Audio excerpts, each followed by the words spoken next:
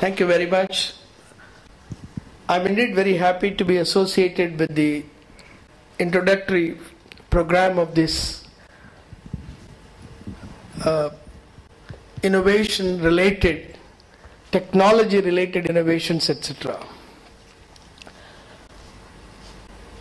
The Center for Innovations in Public Systems is an organization set up with funding from Government of India in terms of the recommendations of the 13th Finance Commission.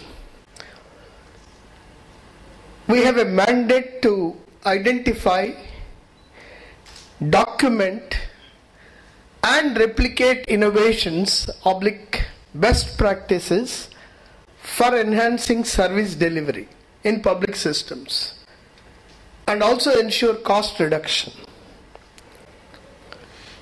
In terms of this mandate, this center was set up in the Administrative Staff College of India. It is housed in ASCII, but it's not part of Administrative Staff College of India. All the chief secretaries of the states are the members of the advisory council. The Director General ASCII is the chairman of the steering committee. We have so far been able to conduct about 60 workshops in the last 3 years in different parts of the country and in about 17 locations. Our 4 focus areas are health, education, urban governance and e-governance. We have brought out about 150 detailed database items relating to innovation, and they are available on our website. We have also brought out about 20 detailed process documents of how a successful innovation can be replicated in other parts of the country. We have had the opportunity of working with Arvind Eye Care of Madurai, Christian Medical College Vellore, Mahatma Gandhi Institute of Medical Sciences Vartha, NIMHANS Bangalore, NIMHANS Hyderabad, in addition to various administrators in different parts of the country. One of the models we are right now engaged in replication is the integration of medical education with primary and secondary health care, because right now there is a disconnect between the two. We have, in association with Government of India, decided to replicate this model of integration of medical education in 5 medical colleges all over the country. They are Patiala of Punjab, Vadodara of Gujarat, Rangaraya Medical College Kakinada, Jorhat Medical College Assam, and Agartala Medical College Tripura.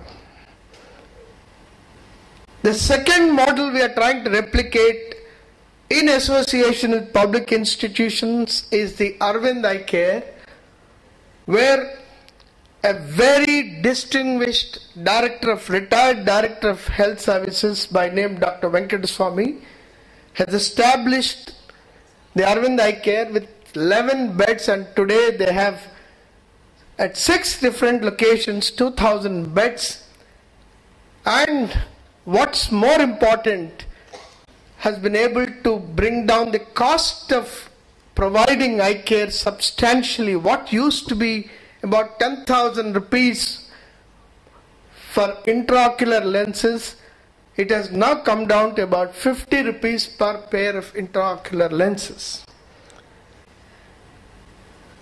The founder of Arvind Eye Care, Dr. Venkateswamy, believed that a lot of blindness in this country is unnecessary, and after his retirement he set up those institutions, and we are now working with Arvind Eye Care to replicate it in at least 6 different locations all over the country in association with the regional institutes of ophthalmology in different parts of the country.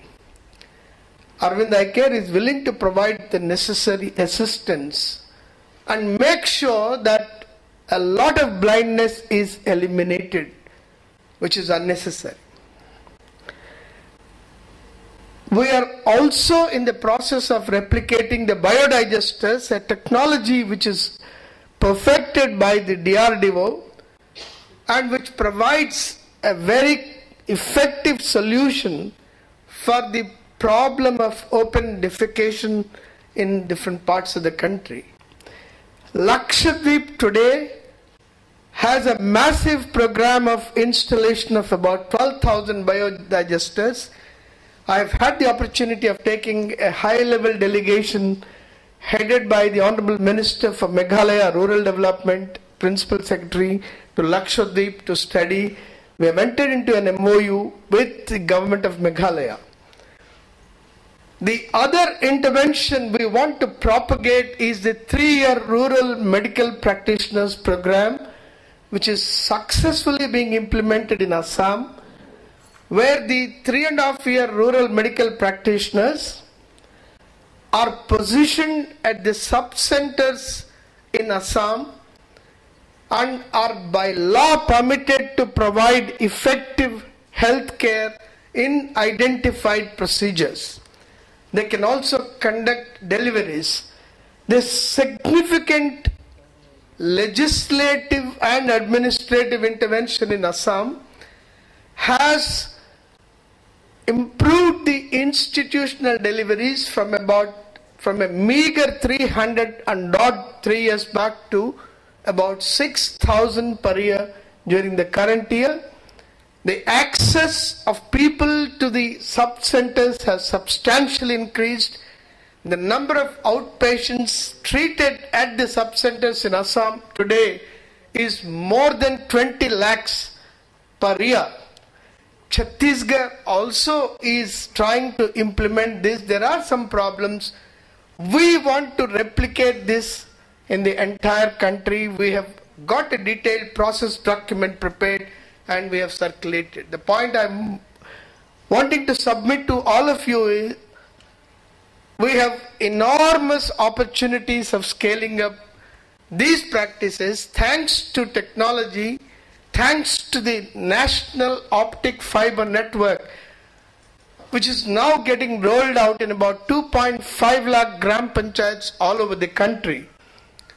It is already being done on a pilot basis in 3 places: Parwada, Panisagar, Parwada of Andhra Pradesh, Panisagar of Tripura, and then Aryan block of Rajasthan. I have had the opportunity of bringing the students of the IIT Chennai.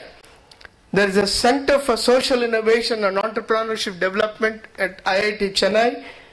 They were positioned at Panisagar, at Parwada of Andhra Pradesh for 2 weeks.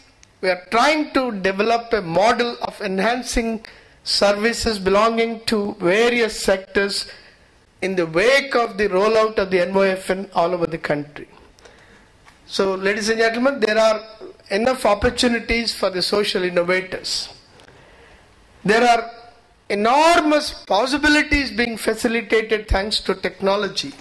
I find extremely committed individuals who are products of the IITs, BITS, Pilani, etc., wanting to do something as part of their own social commitment, and it's a very heartening thing.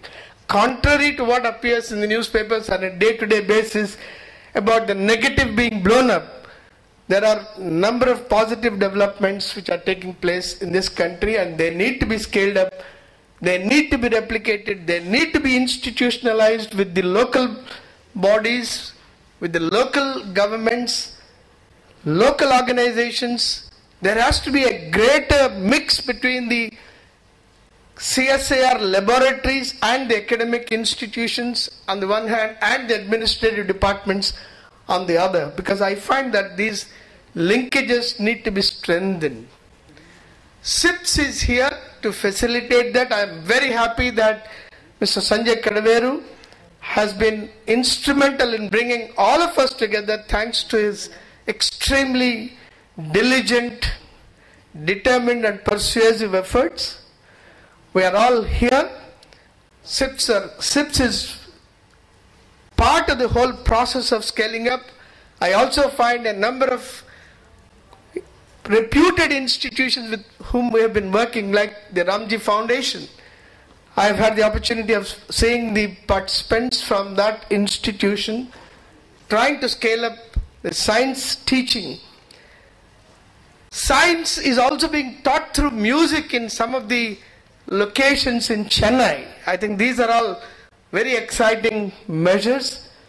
I'm sure with your experience and reach and being able to work in different parts of the country, you will be able to reach out, provided the government and its institutions are also able to lend their helping hand. Another area in which you can effectively work is the scaling up of the community radio network. There are determined efforts being made, and I'm sure there are enthusiastic individuals in Government of India, including the Joint Secretary, who perhaps would be joining us later today, who are trying to scale up the efforts through the community radio. And the non-governmental social sector innovators would find this to be a very, very effective medium to make use of in different parts of the country. So with these words of introduction about what we are trying to do and the commendation of what is being attempted through these proceedings of the day, I really wish the deliberations of this workshop all success, and CIPS should be there to provide assistance at different points of time. We look forward to a lot of further collaborative efforts in future. Thank you.